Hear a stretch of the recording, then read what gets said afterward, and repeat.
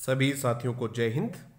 दोस्तों, मैं आपका साथी डॉक्टर अशोक शर्मा एक बार फिर से आप सब लोगों का आपके अपने YouTube channel doctor Ashok Sharma में स्वागत करता हूं।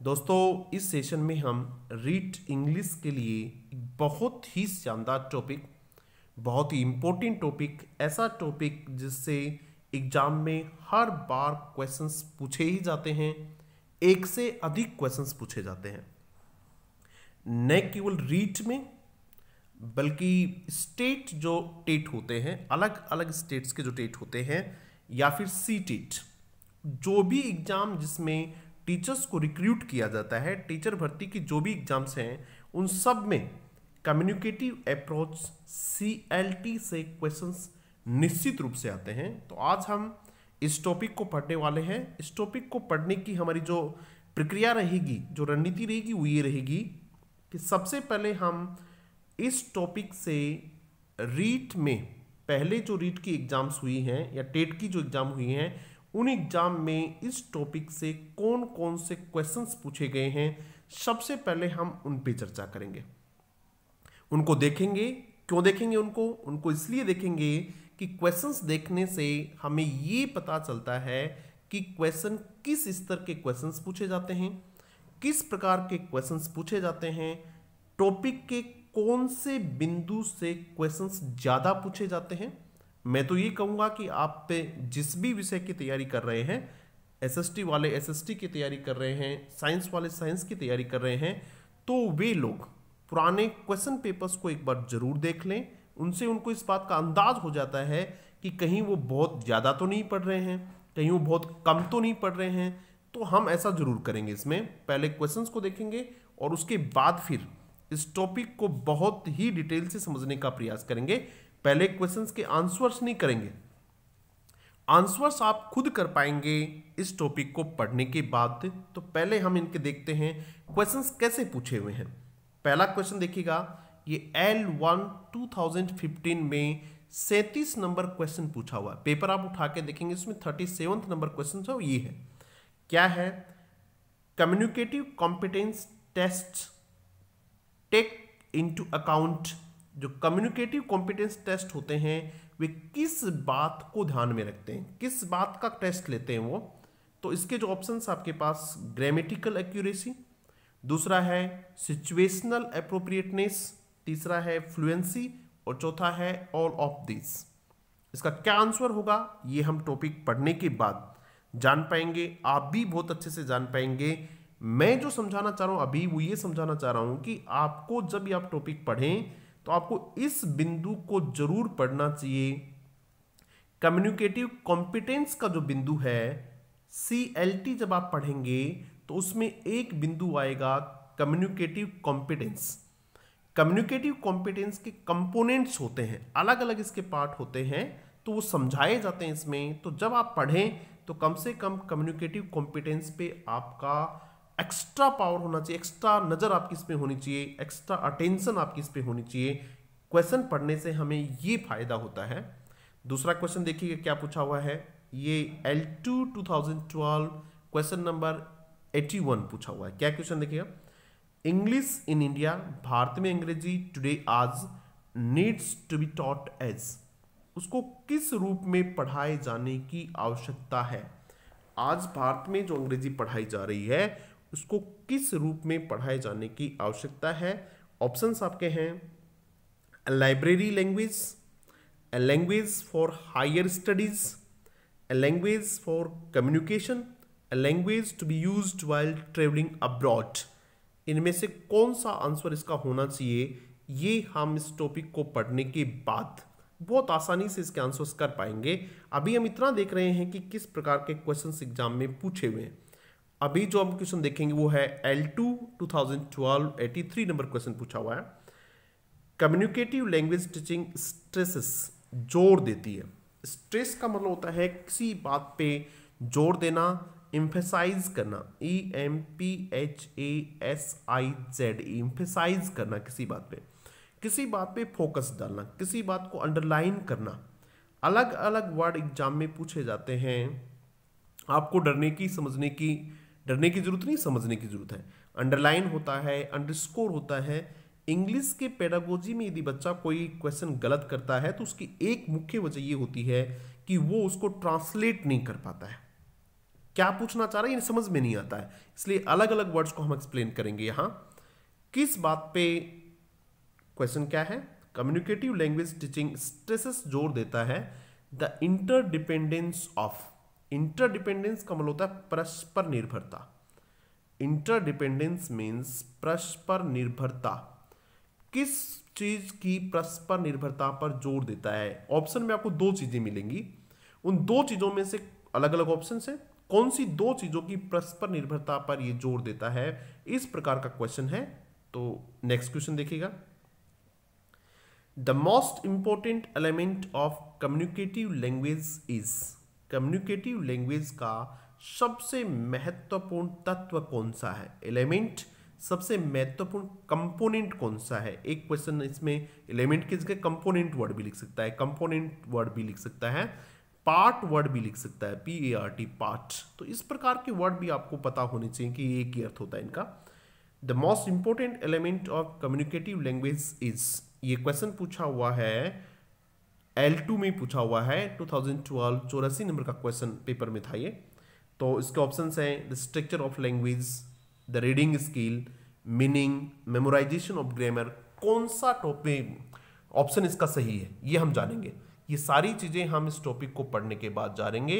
अभी क्वेश्चन डिस्कस क्यों कर रहे हैं कि आपको अंदाज हो जाए कि इसमें पहले कौन कौन से क्वेश्चन पूछे हुए हैं, इसलिए हम इन क्वेश्चंस को डिस्कस कर रहे हैं। एन इंपॉर्टेंट अजम्पशन, बहुत इंपॉर्टेंट अजम्पशन मानना, of communicative language teaching is learning to. क्या माना जाता है कम्युनिकेटिव लैंग्वेज टीचिंग में, क्या सीखते हैं हम इसमें? ऐसा क्वेश्चन है कि इसमें हम कम्युनिकेटिव लैंग्वेज टीचिंग में किस बात को सिखाया जाता है, क्या सीखते हैं हम? Speak accurately, right accurately, communicate effectively, master the grammar of the target language. कौन सा आंसर इसका हो सकता है? ऐसा क्वेश्चन पूछा हुआ है। उसके बाद देखिएगा, द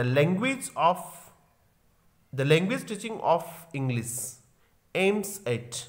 इंग्लिश को पढ़ाना, एम्स उसका एम, मुख्य उद्देश्य उसका क्या है? Enabling the learner to, learner यानी स्टूडेंट को योग्य बनाना। किस क्षेत्र में क्या योग्य बनाना, कैसे योग्य बनाना उसका है? स्टूडेंट क्या कर पाए? ओनली अंडरस्टैंड द स्पोकन और रिटन लैंग्वेज एक ऑप्शन है। Only express our thoughts and feelings in speech और राइटिंग, ये एक ऑप्शन है। Produce good literature in English, ये एक ऑप्शन है। Both understand and produce spoken and written English, ये है। तो ये सारे क्वेश्चन हम चर्चा करेंगे। न केवल ये, बल्कि इस टॉपिक कंप्लीट होने के बाद मैंने अलग से भी 10-15 क्वेश्चंस बनाने का प्रयास किया है ताकि आपकी और अच्छी प्रैक्टिस हो जाए और इस टॉपिक से जो भी क्वेश्चन आए आप उसको बहुत अच्छे से कर पाए। मान के चलिएगा 1 या 2 क्वेश्चन इस टॉपिक से आएंगे ही आएंगे। नेक्स्ट क्वेश्चन देखना, ये क्वेश्चन 2017 में पूछा हुआ है, 68 नंबर का क्वेश्चन था ये। वहां one of the task of the teacher in communicative language teaching is. Communicative language teaching में टीचर का क्या टास्क होता है? टास्क यानी काम होता है। Function, FUNCTION, function. टीचर का क्या काम होता है, टीचर का जो फंक्शन है वो क्या होता है, ये पूछा हुआ है इसमें। तो 4 अलग अलग ऑप्शंस दिए हुए हैं, आपको बताना होगा कि टीचर का क्या फंक्शन है। अब आप ध्यान क्या रखेंगे पढ़ते समय? आपको ये ध्यान रखना पढ़ते समय कि CLT में टीचर का क्या रोल होता है, ये पढ़ेंगे आप कि what is the role of a teacher. एक टीचर का क्या रोल है आप ये समझेंगे। उसके बाद नेक्स्ट क्वेश्चन देखिएगा, क्या क्वेश्चन है नेक्स्ट क्वेश्चन है हमारा, the main aim of communicative language teaching is to. Main aim, मुख्य उद्देश्य। कम्युनिकेटिव लैंग्वेज टीचिंग का मुख्य उद्देश्य क्या है? तो ये 2017 में 69वां क्वेश्चन पूछा हुआ है। To provide communicative competence to the learners, focus on the structure of target language, emphasize the use of English as a library language, encourage learners to speak like native speakers of English। इस प्रकार के, तो क्या कहना चाह रहा है ये? इसमें आप पढ़ेंगे एम ऑफ CLT। ये कौन सा बिंदु है? एम ऑफ CLT, ये चीजें आप लोग पढ़ेंगे। और ये कब पता चला आपको? ये पता चला आपको तब जब आपने इसके पुराने क्वेश्चंस पढ़े। अब हम इस टॉपिक को शुरू करते हैं कि इस टॉपिक में आपको क्या क्या पढ़ना है। देखिएगा, सबसे पहले जो हम इसमें पढ़ेंगे वो ये पढ़ेंगे कि CLT is not a method. CLT is not a method. सबसे पहली बात तो आपको ये है कि CLT क्या नहीं है? मेथड नहीं है। तो इट इज एन अप्रोच। ये क्या है भाई? अप्रोच है। तो आगे बढ़ने से पहले हम ये जानेंगे कि what is the difference between method and approach. Method और अप्रोच में डिफरेंस क्या है, मेथड और अप्रोच में अंतर क्या है, सबसे पहले हम ये पढ़ेंगे। क्या अंतर है मैं आपको बताता हूं कि मेथड में हमें ये बताया जाता है हाउ टू टीच। मेथड हमें ये बताता है हाउ टू टीच, पढ़ाया कैसे जाए, हाउ टू टीच, कैसे पढ़ाया जाए। जबकि अप्रोच हमें ये बताती है कि क्या पढ़ाया जाए। अप्रोच हमें ये बताती है what to teach. Important word है, दोनों को याद रखें। व्हाट टू टीच, क्या पढ़ाया जाए। मेथड हमें क्या बताते हैं? कैसे पढ़ाया जाए। जबकि अप्रोच हमें क्या बताती है? क्या पढ़ाया जाए। दूसरी बात, मेथड्स एक एक्सटेंसिव व्यापक कॉन्सेप्ट है, जबकि अप्रोच एक लिमिटेड सीमित कॉन्सेप्ट है। वो एक या दो स्किल पे फोकस करती है। अलग अलग प्रकार की अप्रोचेज हैं, वो हमें अलग अलग प्रकार के स्किल्स पे जिक्र करती हैं। आप सब जानते हैं कि लैंग्वेज लर्निंग का मतलब ही LSRW, to master. LSRW is equal to master the process of learning, language learning. ठीक है, तो ये एक बेसिक अंतर था किनके बीच में? अप्रोच और मेथड के रूप में। मैंने इसमें लिखा हुआ है सारा। अप्रोच क्या है? Approach is short form of method. Method का शॉर्ट फॉर्म होता है। अप्रोच मेथड का एक संक्षिप्त रूप है। It teaches only one or two skills of a method. ये किसी मेथड की एक या दो स्किल पे जिक्र करता है। जिस तरह से LSRW ये स्किल्स हैं, लिसनिंग, स्पीकिंग, रीडिंग, राइटिंग। तो ये किसी एक या दो पे फोकस करता है। आगे देखिएगा क्या वर्ड दिया हुआ है। यह है मेथड की किसी एक। एन अप्रोच फोकस करती है व्हाट टू टीच, क्या पढ़ाया जाए। वेयर जबकि a method focuses on how to teach. मैंने अभी आप लोगों को समझा दिया है कि ये व्हाट टू टीच पे फोकस करता है और ये हाउ टू टीच पे। हिंदी में भी लिखने की कोशिश की हमने इसमें। अप्रोच में क्या पढ़ाया जाए पर विशेष बल दिया जाता है, जबकि मेथड में कैसे पढ़ाया जाए पर विशेष बल दिया जाता है। CLT तक पहुंचने के लिए हम पहले जो रिसेंट अप्रोचेज हैं, हाल ही में जो अप्रोचेज हैं, उन पे भी थोड़ी चर्चा करेंगे और जानेंगे कि CLT उनसे कैसे अलग है। There are 3 recent approaches in teaching English. कितनी रिसेंट अप्रोचेज हैं? 3 अप्रोचेज हैं जो हाल ही में विकसित हैं। Teaching English as a second language. English को एज ए सेकेंड लैंग्वेज पढ़ने और पढ़ाने के लिए 3 अप्रोचेज अभी विकसित हैं। अभी हाल ही में 3 अप्रोचेज के बारे में हम जानते हैं जिनको अभी यूज किया गया है। पहली यूज की गई, उसमें कुछ कमियां रही, उसके ऊपर दूसरी डेवलप हुई, दूसरी को यूज किया, फिर उसमें कुछ कमियां नजर आई, फिर उसके बाद में तीसरी आई। तो पहली, दूसरी, तीसरी क्या है, थोड़ी चर्चा हमें कर लेनी चाहिए। पहली जो अप्रोच है वो कौन सी है? स्ट्रक्चरल अप्रोच है। स्ट्रक्चरल अप्रोच में होता क्या है देखिएगा। स्ट्रक्चरल अप्रोच ये मानती है कि किसी भी भाषा को मास्टर करने के लिए, किसी भी भाषा को बहुत अच्छे ढंग से सीखने के लिए साइंटिफिक सिलेक्शन किया जाए। क्या किया जाए भी? साइंटिफिक सिलेक्शन किया जाए। किनका? स्ट्रक्चर्स का। उस भाषा की स्ट्रक्चर्स को अच्छे से सेलेक्ट किया जाए और उन स्ट्रक्चर्स को बच्चे को पढ़ा दिया जाए। जब बच्चा उन स्ट्रक्चर्स पे मास्टरी कर लेगा तो वो उस भाषा पे मास्टरी कर लेगा। यानी वाक्य की संरचना अगर बच्चा ठीक से सीख जाएगा, स्ट्रक्चर अलग अलग संरचनाएं सीख जाएगा, अलग अलग संरचना के सेंटेंसेस और वोकैबुलरी सीख जाएगा बच्चा, तो भाषा भी सीख जाएगा, ऐसा इनका मानना है, जबकि ऐसा हुआ नहीं। The structural approach is technique where in the learner, जहां लर्नर क्या करता है, master the patterns of sentences, sentences के पैटर्न को, स्ट्रक्चर को मास्टर करता है।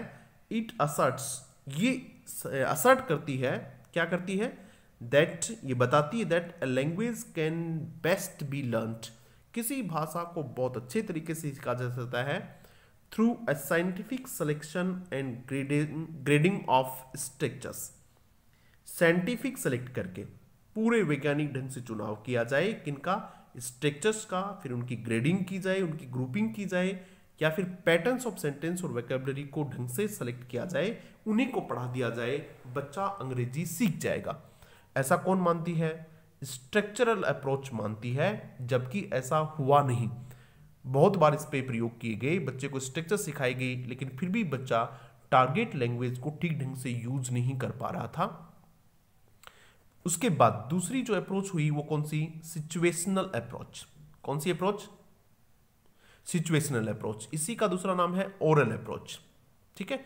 It stresses on the presentation of structures, situation SITUATI1 है भाई, स्पेलिंग थोड़ी सी ठीक देख लेना। It stresses the presentation of structures in situation, फिर कहा गया कि जो अपनी स्ट्रक्चर्स सीखी हैं, इन स्ट्रक्चर्स को कुछ सिचुएशंस में अप्लाई किया जाए, इसलिए इस अप्रोच को क्या कहा गया, सिचुएशनल अप्रोच कहा गया। जिस तरह से आपने स्ट्रक्चर सीख ली और उसको खेल के मैदान में बातचीत करते समय उन स्ट्रक्चर्स को कैसे यूज किया जाए, उस सिचुएशन दे दी गई, तो उस अप्रोच को कहा गया सिचुएशनल अप्रोच। ऐसा करने के बाद भी भाषा का जो मुख्य उद्देश्य होता है टू कम्युनिकेट, वो पूरा नहीं हो पाया, वो पूरा नहीं हो पाया। तो उसके बाद फिर डेवलपमेंट हुआ, और फिर कौन सी अप्रोच आई, फिर आई कम्युनिकेटिव अप्रोच। कौन सी अप्रोच आई भी, फिर कम्युनिकेटिव अप्रोच आई, और ये हमारे टॉपिक है, इसको हम डिटेल पढ़ेंगे, उसके बाद इससे एक्सरसाइज करेंगे। The word communicative has been derived from the Latin word, communicative जो वर्ड है ये लैटिन वर्ड से लिया हुआ है। कौन सा लैटिन वर्ड है, कम्युनिस लैटिन वर्ड है, और उसका मतलब है to convey a meaningful message to others, दूसरों को एक मीनिंगफुल मैसेज पहुंचाना इसका मुख्य उद्देश्य है, इसका मुख्य उद्देश्य ये है। समझ में आ गया, तो कहां से लिया हुआ है, इसका क्या मतलब है, अब थोड़ी हम इस पे चर्चा करते हैं। Communicative language teaching in CLT और communicative approach is an approach, किसकी अप्रोच है, टू लैंग्वेज टीचिंग, भाषा को पढ़ाने की, दैट एम्फेसाइजेज, जो जोर देती है, यहां से आपको अंडरलाइन करना, इसको समझना है, ये किस पे जोर देती है, किसको अंडरलाइन करती है, किस पे फोकस करती है, किस पे स्ट्रेस डालती है, किस पे स्ट्रेस डालती है, समझना है। ये स्ट्रेस डालती है इंटरेक्शन पर, किस पे स्ट्रेस डालती है, ये इंटरेक्शन पे स्ट्रेस डालती है ये, और इंटरेक्शन का मतलब होता है बातचीत करना। ये किस पे स्ट्रेस डालती है, बातचीत करने पे स्ट्रेस डालती है, इंटरेक्शन पे, कन्वर्सेशन पे, कम्युनिकेशन पे, किसके रूप में, एज बोथ द मीन्स, साधन के रूप में भी, और अल्टीमेट गोल ऑफ स्टडी। ये कहता है, CLT कहती है कि किसका, स्टडी का मुख्य उद्देश्य लैंग्वेज लर्निंग, स्टडी की आप क्या लिख सकते हैं, लैंग्वेज लर्निंग, भाषा को सीखने का मुख्य उद्देश्य, न केवल उद्देश्य बल्कि उसको सीखने के जो साधन है वो भी एक ही है, और वो क्या है, इंटरेक्शन है, कम्युनिकेशन है, कन्वर्सेशन है, डिस्कशन है, डिस्कोर्स है। ये सारे वर्ड आपको याद होने चाहिए। यानी भाषा का मुख्य उद्देश्य, भाषा का मुख्य साधन सीखने का, वो सब क्या है, इंटरेक्शन है, कम्युनिकेशन है, डिस्कोर्स है, डिस्कशन है, ये सारी चीजें हैं। अकॉर्डिंग टू CLT, किसके अनुसार, CLT के अनुसार, the goal of language education, education भी कह सकते हैं इसको, भाषा सीखने का, इज टू डेवलप, यहां से फिर अंडरलाइन करेंगे समझेंगे, is to develop the ability to communicate in target language. आप बच्चे को क्या सिखाएंगे, उसमें कौन सी एबिलिटी डेवलप करेंगे, उसमें कौन सी योग्यता विकसित करेंगे, आप विकसित करेंगे उसकी योग्यता, किस चीज की, कौन सी भाई? To communicate in target language, कि बच्चा क्या कर पाए, कम्युनिकेट कर पाए, किसमें? टारगेट लैंग्वेज में कम्युनिकेट कर पाए। कौन सी भाषा में? जिस भाषा को वो सीख रहा है, जिस भाषा को सीख रहा है उस भाषा में वो क्या कर पाए, कम्युनिकेट कर पाए। ये मुख्य उद्देश्य होना चाहिए। आगे देखिएगा, CLT फोकसेस ऑन, क्या है? On the teacher being a facilitator. देखो ऐसा कोई क्वेश्चन पूछा गया था कि टीचर का क्या रोल होता है, teacher being a facilitator rather than N instructor. दो चीजें हैं, टीचर को होना चाहिए फैसिलिटेटर। फैसिलिटेट का मतलब होता है टू हेल्प, टू हेल्प। तो ये टीचर कौन हो गया? हेल्पर हो गया। टू सपोर्ट, टीचर का काम बच्चे को क्या करना है? सपोर्ट करना है। टीचर का काम बच्चे को इंस्ट्रक्ट करना नहीं होता है। Teacher is not an instructor. ध्यान दीजिएगा, इस बात को अच्छे से समझ लीजिएगा। Teacher is not an instructor, teacher is a facilitator only. Teacher एक सहयोगी है। टीचर का यही उद्देश्य होता है कि वो बच्चों को क्या कर पाए? सहयोग कर पाए। तो इस तरीके से आज हमने इसका पहला पार्ट पढ़ा है और अगले वीडियो में हम इसको कंप्लीट करने की कोशिश करेंगे। उसके बाद इसकी कुछ एक्सरसाइज मैंने और भी रखी है कि इसके क्वेश्चंस किस प्रकार के हैं। देखो ये कुछ क्वेश्चंस मैंने इसमें बनाए हैं, तो इन पे भी चर्चा करेंगे। Thank you very much.